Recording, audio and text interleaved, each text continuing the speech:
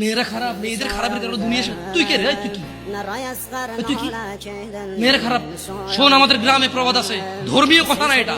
এখন যেটা বলছি এটা প্রবাদ, এটা ধর্মীয় কথা না। কোন মেয়ের দেখবেন হাঁটুর উপরে কাপড় ওঠে আর নামে না বেটা।